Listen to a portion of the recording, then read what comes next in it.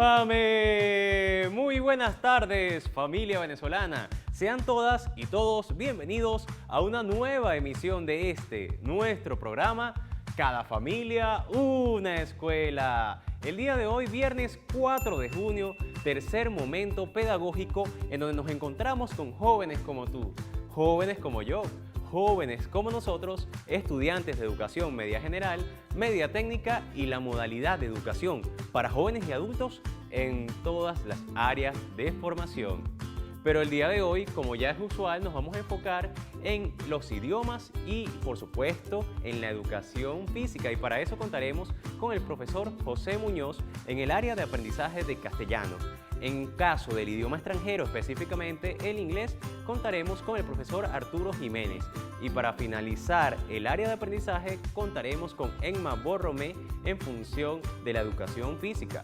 No se preocupen que también tenemos recomendaciones, sugerencias y adaptaciones curriculares gracias a la modalidad de educación especial, y con eso vamos a completar los objetivos pedagógicos del día. Pero hay objetivos que también se pueden alcanzar a través de las plataformas digitales 2.0 que aparecen de inmediato en nuestra pantalla. Se trata de la página web oficial del Ministerio del Poder Popular para la Educación, donde pueden descargar la colección Bicentenario. Pero también quiero que descarguen la guía pedagógica que pueden conseguir con el enlace cadafamiliaunescuela.me.gov.be. Siempre es usual que nosotros utilicemos Twitter, Instagram y Facebook, pero hemos pensado si estas plataformas pueden ayudarnos en nuestra educación. Claro que sí, por eso que tienen que buscarnos como @MPPeducación para que conozcan todos los detalles a nivel educativo en Venezuela, pero también tienen la oportunidad de enviarnos fotografías, videos y comentarios si utilizan en esas mismas redes sociales la etiqueta Cada Familia una Escuela. Ya que estamos por ahí preparando esas fotos, esos videos y esos comentarios para comunicarnos en las plataformas digitales 2.0, mientras tanto yo quiero invitarlos a que me acompañen a investigar qué se celebra, qué se conmemora o qué se recuerda un día como hoy.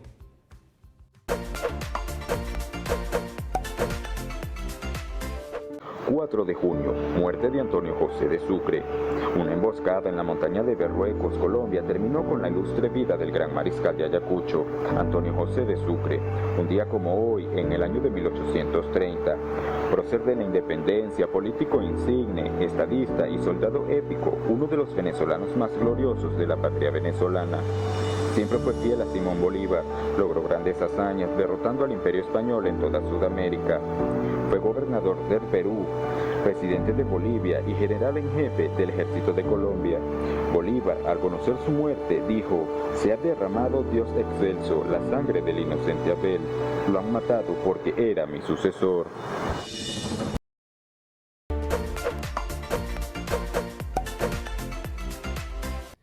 Un día como hoy conmemoramos el fallecimiento de nuestro gran héroe juvenil Antonio José de Sucre, que fue asesinado en función de poder destruir todos los proyectos independentistas y libertarios que había forjado nuestro libertador Simón Bolívar. Sin embargo, su recuerdo, su pensamiento, su obra y su estrategia sigue viva en cada uno de los jóvenes venezolanos que hoy por hoy están participando también en Cada Familia una Escuela, y por eso puedo presentarles a continuación la clase del profesor José Muñoz, donde va a hablar acerca de los sujetos, los predicados y otros complementos de una oración, gracias a la continuación que vamos a ofrecer en este momento en la clase de castellano.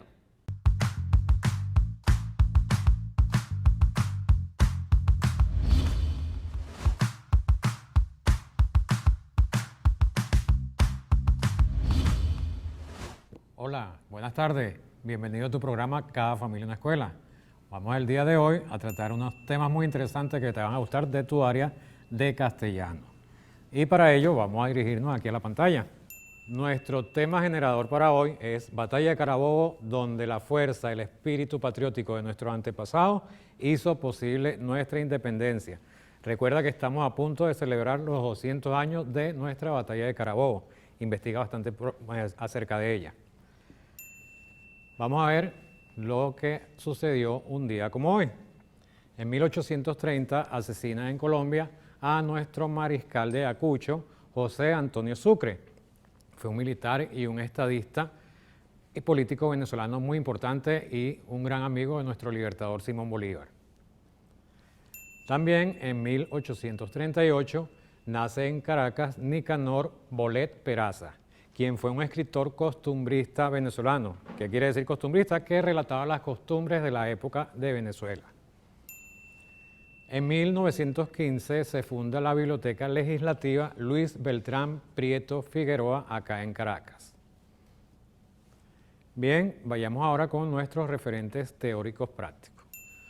En primer año, vamos a hablar qué es el sujeto y el predicado.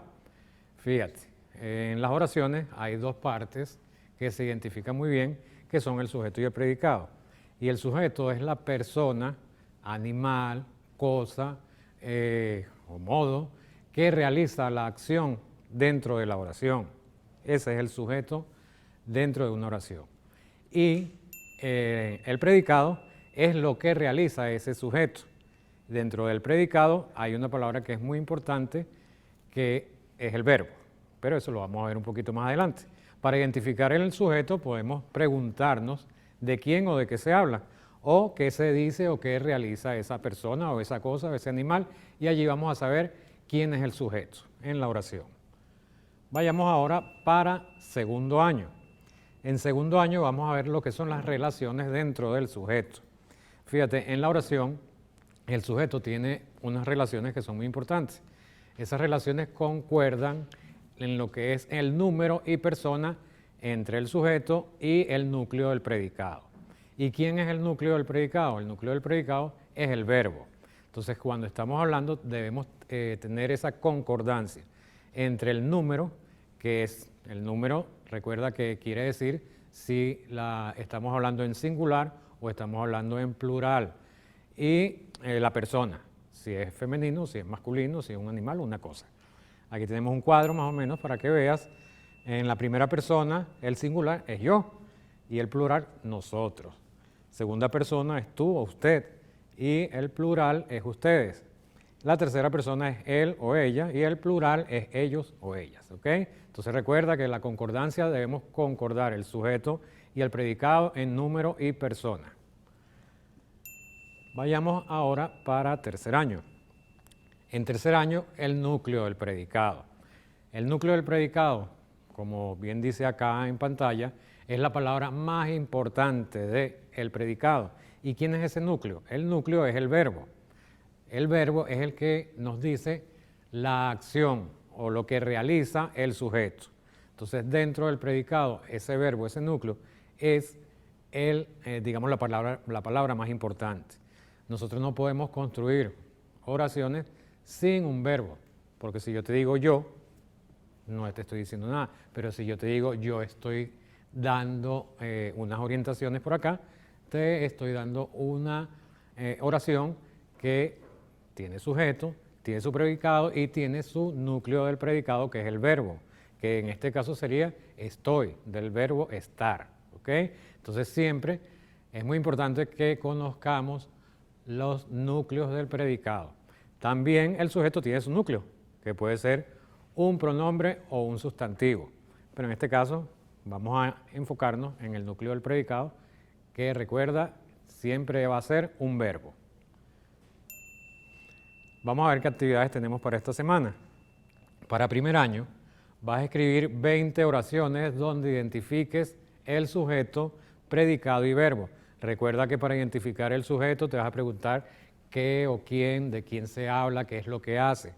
Y el predicado es todo el resto de la oración. Y en ese resto de la oración, donde se especifica qué es lo que hace o qué es lo que dice el sujeto, vamos a buscar el verbo, que recuerda que el verbo es el núcleo del predicado. Para segundo año vas a realizar un mapa de concepto o mapa conceptual, como lo llaman algunos, sobre las relaciones del sujeto de la oración. ¿Cuáles son las relaciones? Recuerda que es el número y la persona. ¿Ok? Para tercer año vas a escribir 20 oraciones donde identifiques el núcleo del predicado. Tú mismo vas a diseñar tus oraciones. Por ejemplo, mi mamá está cocinando en este momento y ahí vas a identificar cuál es el núcleo del predicado de esa oración. Vayamos con nuestras lecturas para esta semana. Para primer año vas a leer Antes del cumpleaños, la autora Adelaida Fernández de Juan.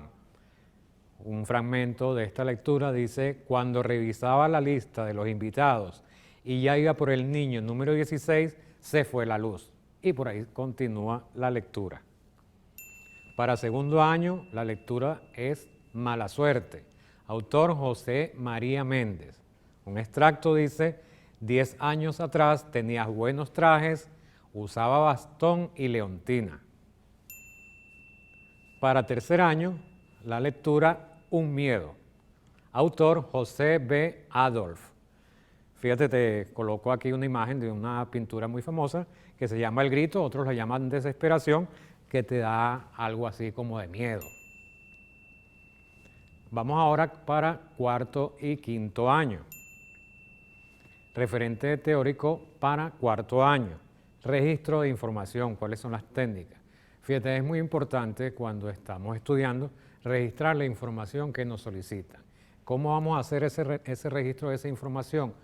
Primero vamos a leer lo que estamos leyendo, las ideas principales, lo que más importante de ese texto, lo podemos subrayar o podemos tomar notas aparte de esas partes importantes de la lectura.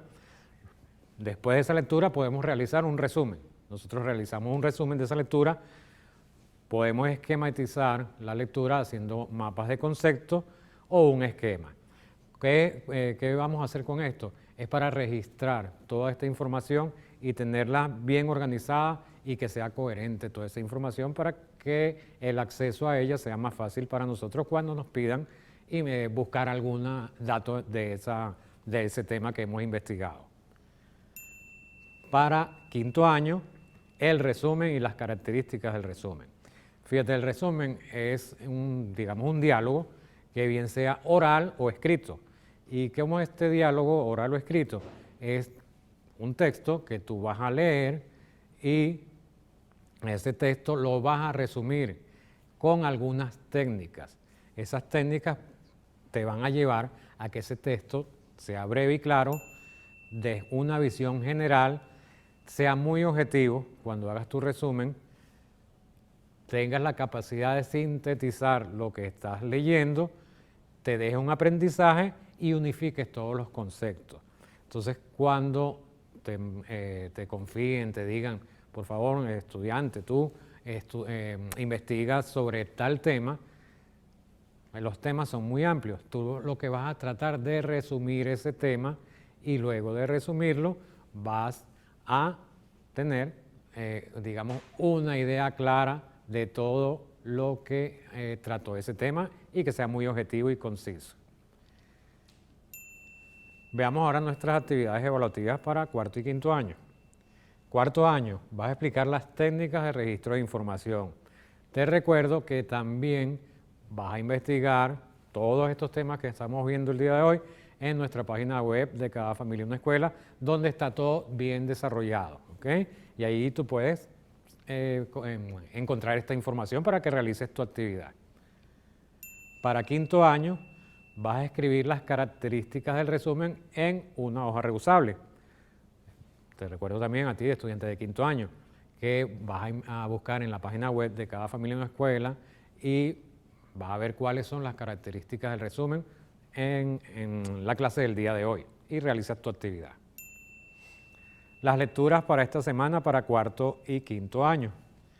Para cuarto año, la lectura es Estuvo en la guerra, de Edmundo Valadez Mendoza.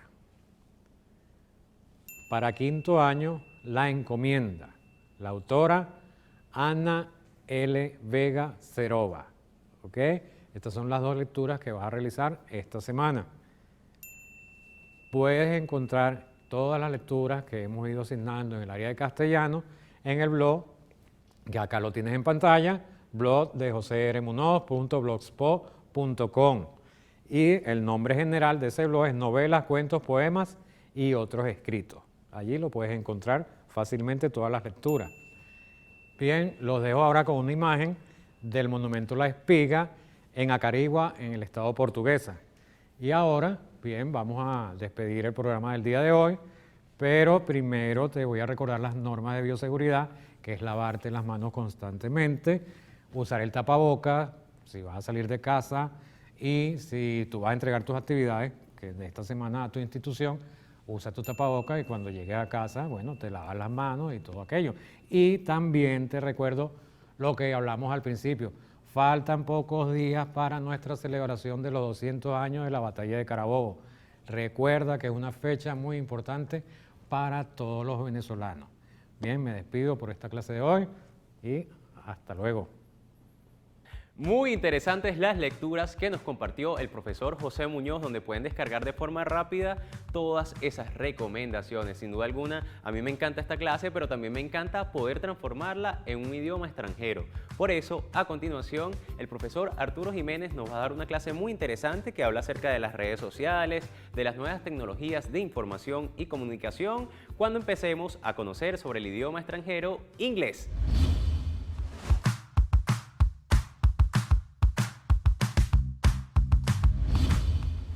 Bienvenidos a su Viernes de Lengua Extranjera. Buenas tardes. Una nueva oportunidad para practicar nuestro conocimiento sobre esta lengua que estamos aprendiendo. Con nuestras actividades que estamos realizando. Recuerden, no solamente realizarlo o leer alguna actividad por hacerlo. No, la idea es socializarlo y practicarlo porque este idioma, si no lo practicamos, se nos olvida. O simplemente si realizamos alguna actividad y no lo practicamos, igualmente estamos perdiendo nuestro tiempo. Y recuerden que el inglés forma parte para todas áreas de formación. ¿Okay? Siempre tenemos algún material, algún concepto, algo que está en inglés y la idea es que podamos por lo menos traducir en forma rápida lo que necesitamos para nuestro aprendizaje y nuestro conocimiento. Vamos a iniciar entonces hoy con nuestro material. English My Personal Challenge. Recuerden, tomémoslo como un reto personal para que podamos aprender mucho mejor nuestro idioma. ¿Okay? Tenemos a nuestra mascota que dice I miss you, los extraño. ¿Okay? Recuerden. Entonces vamos a iniciar hoy. Questions, preguntas. ¿Cómo hacemos preguntas? ¿Okay? Tenemos por lo menos who, quién. Cuando la respuesta vamos a hacerla sobre una persona, ¿ok? Who, o sea, ¿quién eres tú? Who are you? ¿Ok? Tenemos what, que la utilizamos para preguntar sobre una persona o actividad, ¿ok? No vamos a preguntar what are you, sobre una persona, what, no. Con una persona preguntamos who y cuando es una acción o algo utilizamos what.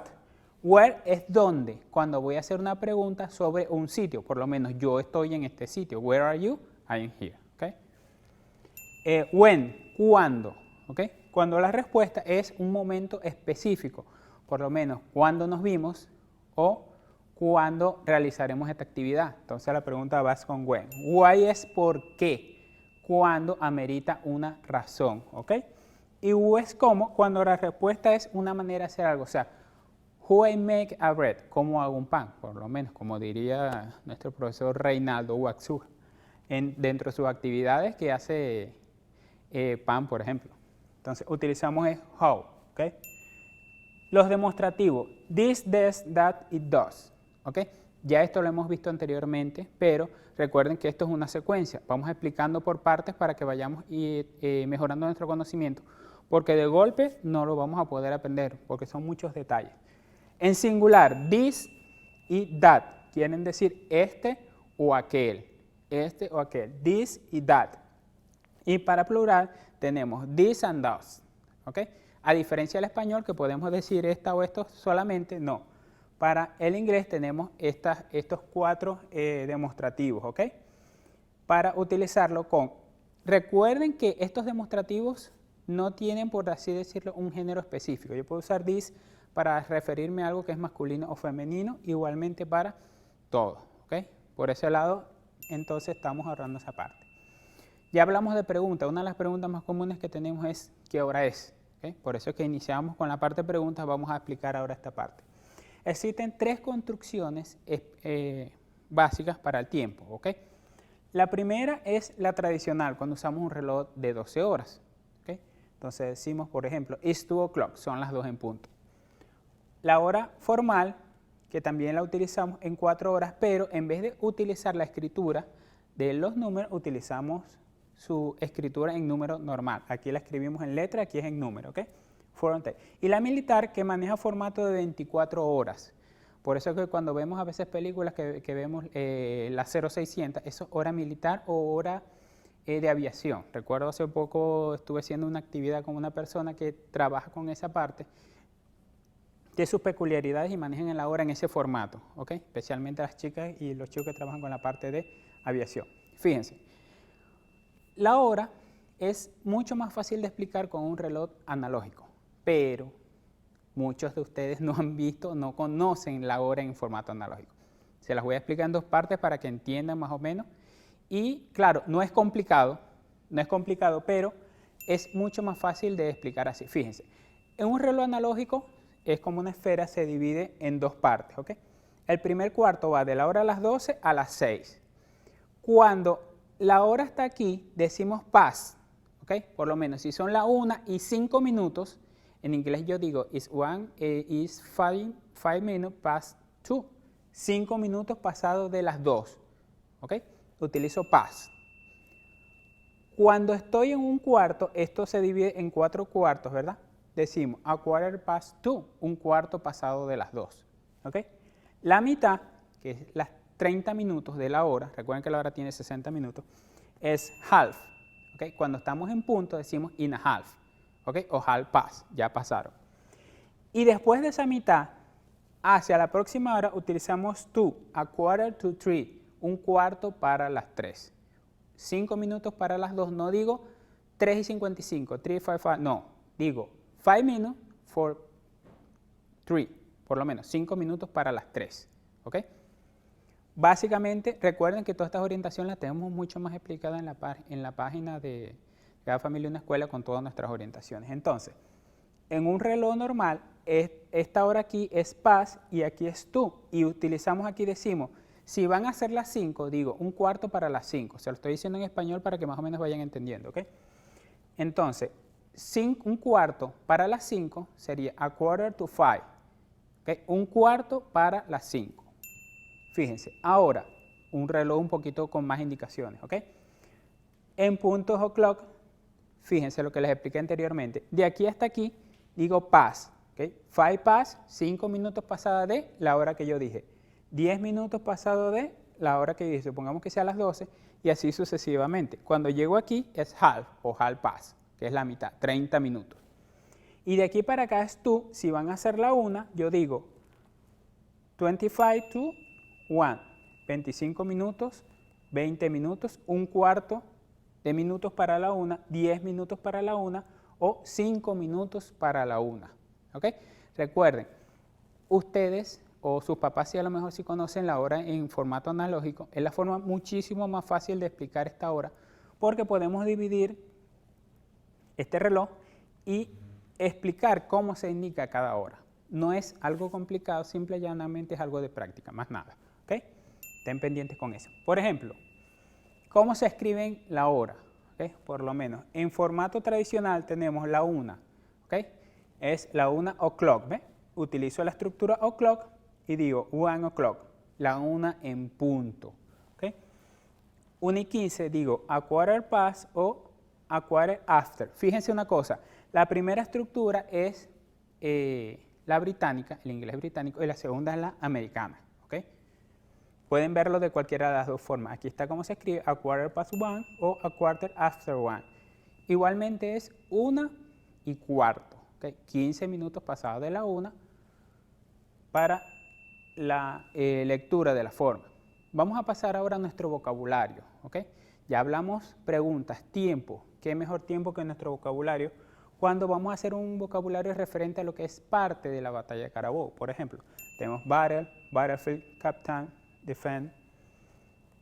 defense, energy, engage, force, front, leave, lose, medal, peace, start, tactical, tactics, theater, and win. ¿Okay?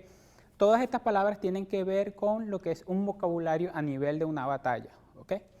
Tenemos muchísimas, inclusive recuerden que siempre en base al contexto va a significar una cosa la palabra. Ya se los he explicado varias veces, por lo menos. Aquí battle es batalla. Y la siguiente, que es battlefield, es campo de batalla. Fíjense inclusive cómo les hemos venido explicando que dos palabras en inglés a lo que las vamos combinando, nos van formando una palabra nueva. Entonces, es importante que vayamos manejando esto, porque mientras más enriquezcamos nuestro vocabulario, mucho más fácil nos va a hacer entender y traducir cualquier tipo de texto sin necesidad de algún traductor. Solamente con lo que son las palabras, ya los conectores, nuestro cerebro los va a ir completando.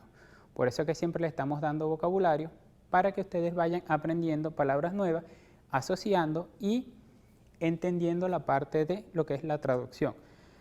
Hace algún tiempo estuve conversando con un docente de lengua de señas que me estuvo haciendo el comentario que ellos trabajan algo parecido a lo que es la parte de lenguaje de señas, manejan mucho lo que son las palabras, ¿okay?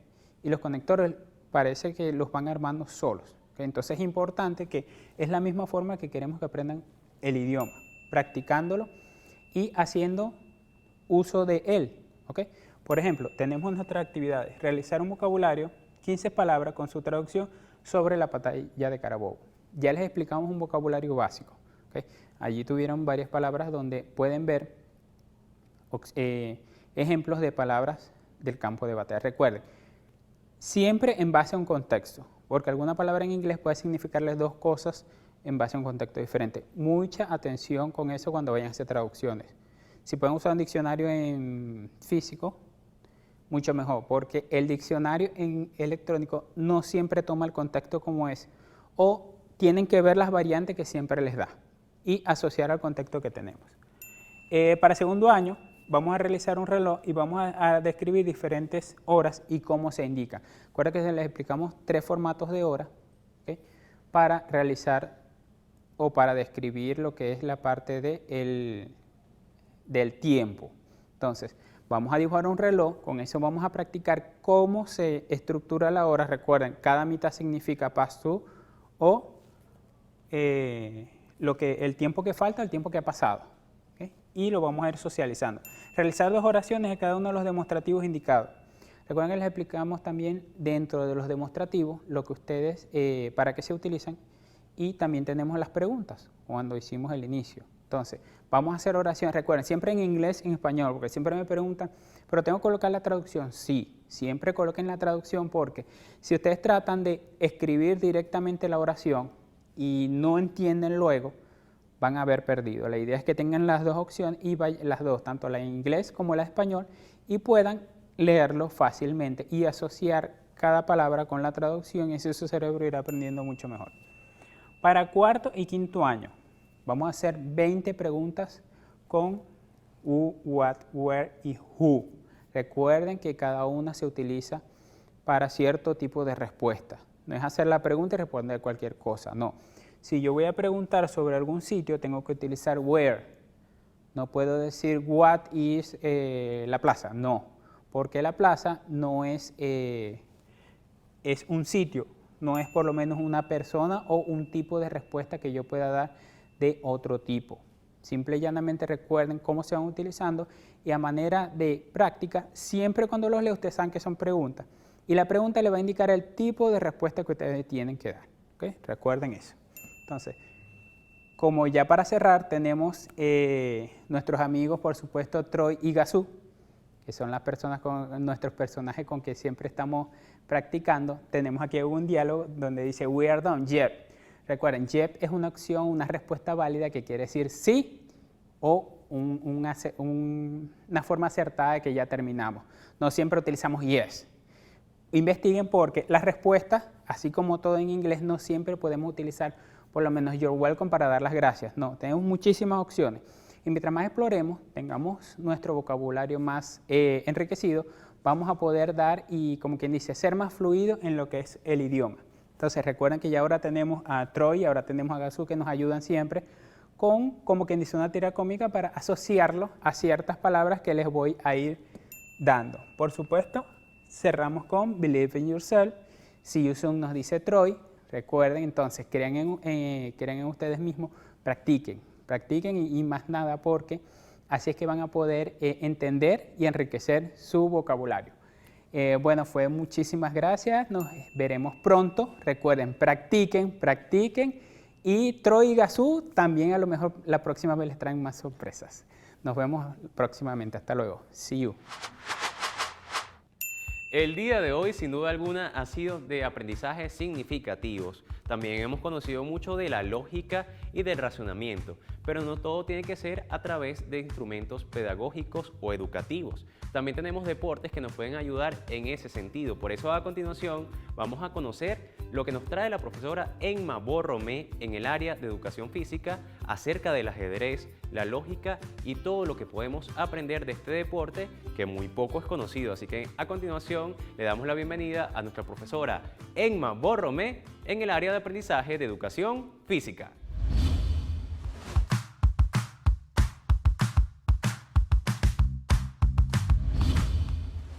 Muy buenas tardes, tengan todas y todos. Bienvenidos a su programa Cada Familia una Escuela. Los saluda la profesora Emma Borromé del área de formación de educación física. El día de hoy vamos a tener una clase muy interesante.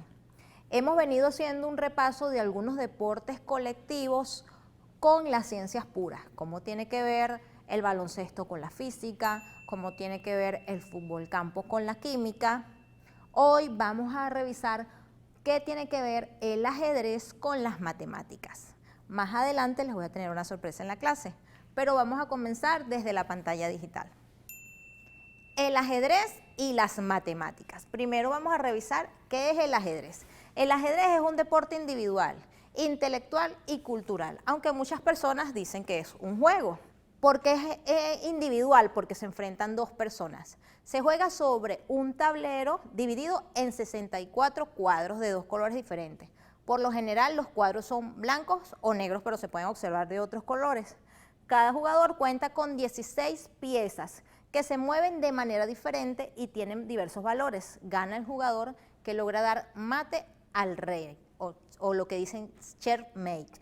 ¿Cómo evolucionó el ajedrez en Venezuela? Fíjense, la Federación Venezolana de Ajedrez fue fundada en diciembre de 1935 y Venezuela asiste por primera vez a un mundial de ajedrez en 1964 que se celebró en Israel. ¿Cómo está organizado el ajedrez en Venezuela? Para el subsistema deportivo estudiantil de educación básica, que es el que nos corresponde a nosotros, podemos trabajar los torneos de ajedrez o las simultáneas de ajedrez desde la fase de intercursos, después vendría la circuital, parroquial o municipal, la fase estadal, la fase regional, la fase nacional y si se tiene previsto alguna competencia internacional. Pero también en Venezuela existe un campeonato de ajedrez llamado Campeonato Nacional de máxima categoría. Es el máximo evento desarrollado en nuestro país para definir al mejor jugador de este deporte. Este torneo también es conocido con los nombres de Championship de Venezuela, Torneo Mayor, Campeonato de Primera Categoría, Campeonato Nacional de Venezuela y Campeonato Nacional Superior. ¿Cuáles son los fundamentos técnicos básicos que nosotros debemos manejar para jugar ajedrez? El ajedrez suele ser un poco complicado, pero no difícil ni imposible de aprender. ¿Por qué? Porque cada pieza se mueve de manera diferente. Tenemos el rey, que es la pieza, diría yo, más importante del juego. Se puede mover una sola casilla en cualquier dirección. Tenemos la reina, que es una de las piezas más poderosas. Ella se puede mover la cantidad de casillas que queramos en cualquier dirección. Tenemos la torre, tenemos el alfil, el caballo y los peones. Vamos a revisar la relación de las matemáticas con el ajedrez. En las clases siguientes vamos a observar detenidamente cómo se mueven las piezas del ajedrez, pero hoy, para revisar este tema, yo me traje a un invitado especial. Voy a llamar a que nos acompañe en la clase al profesor Yuliver Carpio del área de formación de matemáticas. Bienvenido, profesor Yuliver.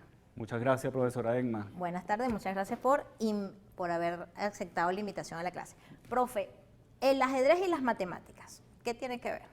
Bueno, tiene muchísimo que ver en lo referente a el pensamiento lógico, al desarrollo de habilidades intelectuales. Existen muchísimas relaciones que pueden establecerse entre el ajedrez y la matemática. Uno de ellos podría ser aquí en este tablero de ajedrez. Vamos a establecer una relación con la matemática, con las coordenadas cartesianas. Y precisamente la lámina que dice primero pienso y luego muevo. Eso es una frase de René Descartes, que es el padre de las coordenadas cartesianas precisamente. Pienso y luego existo, la frase.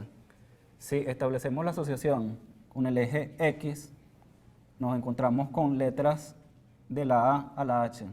El eje Y, nos encontramos con números del 1 al 8. Entonces, a cada casilla le asignamos unas coordenadas. Entonces, elija la casilla que usted quiera. Por ejemplo, yo coloco esta ficha en la casilla C4, profe. Ok, entonces estableciendo la relación con las coordenadas cartesianas, la figura es un querubín. Vamos a poner Q de querubín. La primera componente sería C y la segunda sería 4, C4. Y aquí lo asociamos con las coordenadas cartesianas. Interesante, profe. Yo no sabía esto y yo juego ajedrez, pero es importante que los muchachos sepan en casa que cuando nosotros estamos avanzados en jugar ajedrez y revisamos un libro, el libro explica las jugadas con las cartesianas, con las coordenadas cartesianas. Por ejemplo, el libro te dice mover peón, caballo, rey, D3. Ya yo sé que mi peón va a ir un paso adelante. O sea, por el número de las filas y las columnas que me da el libro, ya yo sé qué movimiento debo hacer yo con las piezas. Vamos entonces a la pizarra para seguir hablando de este interesante tema. Profe, el axioma, por ejemplo, me dice que la apertura debe ser la lucha por el control de las casillas centrales. Eso se maneja mucho en el ajedrez. Hay que esforzarse por ejecutar un rápido y activo desarrollo y hay que formar una estructura de peones que sea sólida y favorable, porque en el ajedrez los peones son como los primeros que van a la batalla. Sí, estableciendo la analogía con la matemática y el ajedrez, en matemática el axioma se considera como válido, es decir, no necesita demostración, mientras que un teorema sí lo necesita, que es precisamente la lámina que sigue. Teoremas. Un teorema es una fórmula bien formada que puede ser demostrada dentro de un sistema formal partiendo de axiomas u otros teoremas. Exactamente, a partir de los axiomas se demuestra el teorema. La raíz cuadrada, profe. Fíjese, yo he estado investigando con respecto al tema de la relación de las matemáticas y el ajedrez y decía, si sabemos que el tablero es cuadrado y tiene 64 casillas, para saber cuántas casillas tiene el tablero en cada fila, necesitamos calcular la raíz cuadrada de 64. La raíz cuadrada la trabajamos en ¿qué año? En tercer año. Ajá. Sí, efectivamente, siguiendo con el tablero de ajedrez, bueno, la raíz cuadrada de 64 es 8 y efectivamente si contamos cualquier fila tiene 8. 1, 2, 3, 4, 5, 6, 7, 8. La raíz cuadrada de 64. O sea, una de las tantas relaciones que podemos tener de las matemáticas y el ajedrez. Potenciación. En la historia del ajedrez, la relación entre el tablero de ajedrez y la potenciación es que cada casilla representa una potencia de 2. Sí, siguiendo con el tablero de ajedrez, esa es una historia muy antigua de un rey, en donde un súbdito le enseñó a jugar ajedrez y el rey, muy poderoso, pudiéndole cumplir cualquier deseo, le dice, ¿qué quieres? Entonces el súbdito le dice, bueno, en la primera casilla pido un grano de trigo, en la segunda 2, en la próxima 4, es decir, potencias de 2, 2 a la 0, 2 a la 1, 2 a la... hasta completar todas las casillas. El rey le dice, bueno, no hay ningún problema, manden a calcular cuántos granos de trigo son para dártelo. Resulta que es un número grandísimo, porque nada más desarrollar el 2 a la 63 es un número grandísimo y sumando todos los anteriores no lo puede pagar el rey. De allí es de donde surge esa asociación. ¿Cuál es el concepto de potencia, profe? Vamos a recordarle a los estudiantes cuál es el concepto de potencia. A la primera casilla se le asigna el 2 a la 0, a esta que está aquí, al A1, a la próxima, 2 a la 1, 2 elevado a la 2, 2 elevado a la 3, 2 elevado a la 4 y así sucesivamente. hasta llegar a la última de aquí, que sería la 2 elevado a la 63. Esa es la asociación y proviene de ese cuento con el rey. Con el rey, sí, leí algo sobre eso. Conjunto finito e infinito, hablamos de esos de números, conjuntos finitos e infinitos. En matemáticas, un conjunto finito es un conjunto que tiene un número finito de elementos. Correcto. Por ejemplo, 2, 4, 6, 8, 10, 12. Si un conjunto no es finito, entonces es infinito, obviamente. Por ejemplo, el conjunto n. 1, 2, 3, hasta el infinito, como decimos. De los números naturales es infinito. La relación del ajedrez o del tablero de ajedrez con conjunto finito, conjunto e infinito. Sí, podría establecerse en el número de jugadas, cómo pueden hacerse, cuántas hay, que sería un número finito, pero en algunos casos pudieran haber muchos casos, pues muchas combinaciones. Claro, fíjense, porque cuando nosotros estamos realizando un torneo o una simultánea de ajedrez, que son dos cosas totalmente diferentes, para los que juegan ajedrez saben a los que me estoy refiriendo. Por ejemplo, una simultánea es cuando juega un maestro contra varias personas y un torneo es cuando juegan entre dos personas. Digamos que puede ser un conjunto finito cuando yo hago un torneo entre dos personas y termina la partida en jaque mate y registré las jugadas. Podemos decir que sería una relación con los números finitos, o sea, terminó esta jugada en tantas, terminó esa partida en tantas jugadas. Correcto. Que yo registré, fíjense. Entonces, la relación, primero hice la partida, terminó la partida y registré mis jugadas, estoy relacionando las matemáticas, el conjunto de números finitos con el ajedrez. Y segundo, anoté mis jugadas, como terminó la partida, y entonces estoy relacionando el ajedrez con las Correcto. coordenadas cartesianas, que fue lo que usted ejemplificó al inicio de la clase. Correcto. Y si es infinito, puede ser que entonces estamos realizando una simultánea y yo quedé tabla en, no sé, en 300 jugadas y nunca terminó. O sea, podemos hablar de entonces de que eso es infinito. De hecho, investigando aparecía que el ajedrez podríamos hablar de infinitas jugadas.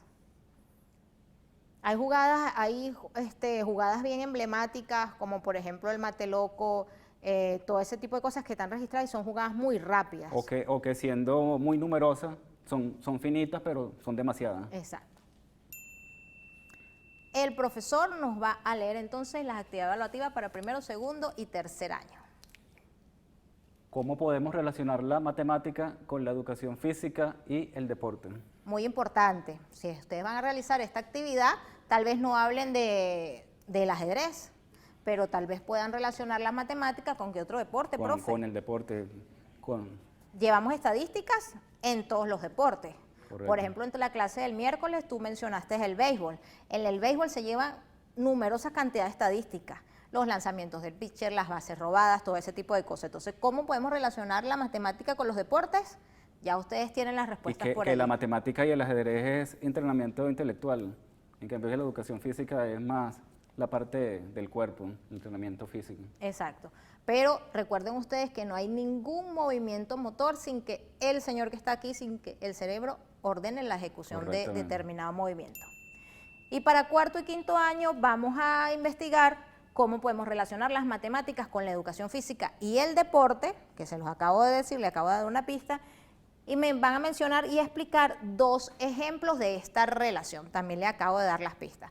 Por ahí vienen las Olimpiadas, vienen las eliminatorias del Mundial de Fútbol, ahí llevamos estadísticas, ahí tenemos la relación de las matemáticas con el ajedrez. Muchas gracias, profesor Yuliver, por habernos acompañado en la clase de la tarde de hoy y por haber aclarado las dudas de la relación que tiene el ajedrez con las matemáticas. Muchas gracias a usted, profesora, y por haber tenido la gentileza de invitarme a su programa. Le traje un presente. Ay, gracias.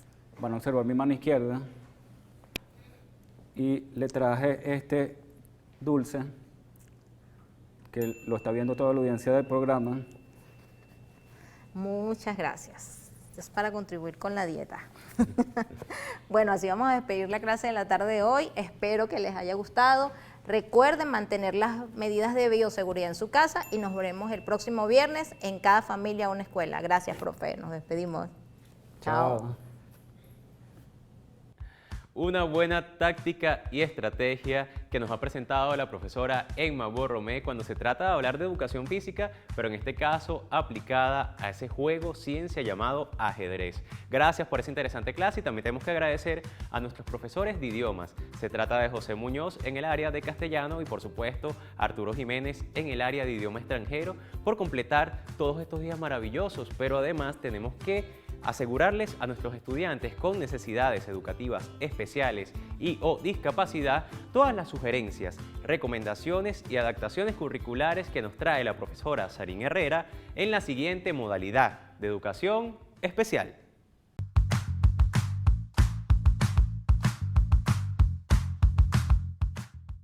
Feliz tarde, familia venezolana. Es un placer estar nuevamente con todos ustedes. Mi nombre es Sarín Herrera, profesora de Educación Especial. En el día de hoy estaremos realizando algunas adaptaciones, orientaciones, recomendaciones para los estudiantes integrados en el nivel de media y los participantes de los talleres de educación laboral. Hoy es viernes y es día de castellano, inglés y otras lenguas extranjeras y educación física. Para el abordaje de cada uno de estos referentes teórico-prácticos con los profesores de cada una de las áreas de formación, les voy a dar algunas orientaciones para el trabajo con los estudiantes que presentan dificultades para el aprendizaje. Dentro de las orientaciones generales es importante que leamos detenidamente los referentes teórico-prácticos de cada día, que se comprenda lo que se va a realizar y desarrollar en cada uno. Planificar el tiempo de estudio para que hagan un aprovechamiento efectivo de cada jornada de trabajo. Realizar un cuadro en donde el estudiante pueda visualizar lo que ya conoce del tema de ese referente teórico práctico y lo que espera aprender una vez finalizada la jornada de estudio. Investigar los referentes teórico-prácticos haciendo uso de las diferentes fuentes, de los libros, internet, es decir, de aquellos elementos que tenga en casa para investigar y profundizar en cada uno de los referentes. Permita al estudiante realizar una lectura silenciosa sobre el contenido que va a revisar, que está investigando, y posteriormente que realice una lectura oral. Una vez que haya leído, que pueda expresar con sus propias palabras lo que acaba de leer. Esto para verificar la comprensión. Propicie la reflexión del estudiante sobre las siguientes interrogantes: ¿qué he aprendido? ¿Cómo lo he aprendido? ¿Qué me ha parecido más fácil y qué más difícil? ¿Y cómo puedo utilizar lo aprendido en la vida cotidiana, en el día a día? Antes de seguir, entonces, vamos a ver las palabras claves en lengua de señas venezolana. Muy buenas tardes. Para nivel de educación media vamos a aprender en lengua de señas venezolana las siguientes palabras: rutina,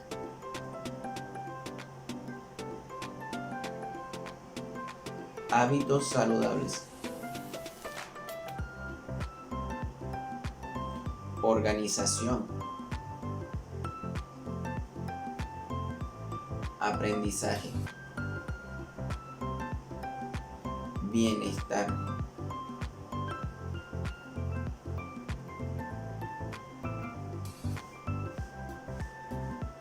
calma,